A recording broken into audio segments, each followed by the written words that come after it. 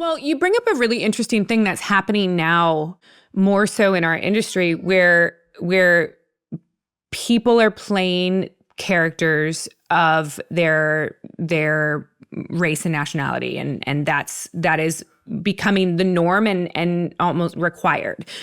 When you were coming up, had it been that way, you wouldn't have the career that you have. I wouldn't have been in La Bamba. No. I wouldn't have been in Stand and Deliver. No. I wouldn't have been in Young Guns. Right. Honestly, Katee, I'm dealing with it now. There are roles that I did in the 80s and 90s that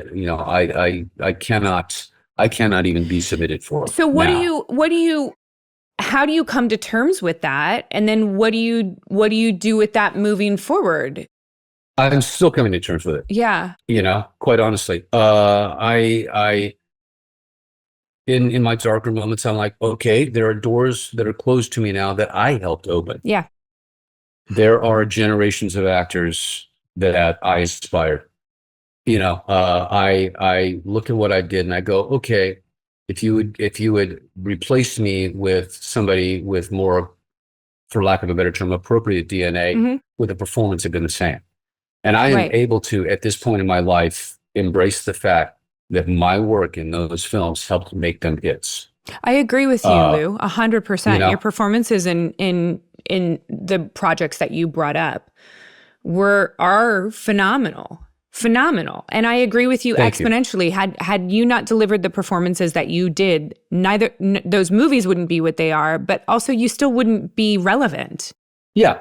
And so, so it's interesting because I have that on the one hand, but I also have on the other hand that I am an ally and I've represented many, many communities, and I want representation and opportunity for the Latino community, for the Native American community, for, the Asian community. I have represented them all, So where, if we were to take my DNA, the only roles that I am, legitimately capable of playing is, Lou Diamond Phillips. And I've done that.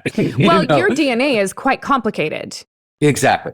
You're Filipino, but at the same time, but, you also Polynesian and Hawaiian and some Chinese and Scott Irish, all the white guys, and plus a big bit of Scandinavia. I'm part Viking, I added that joke about, Mel Gibson not putting me in Braveheart, even though I'm Irish, so it's like, God damn it, but, although I would have actually really enjoyed you in a kilt in those scenes, just being like, what's that dude doing there? Exactly.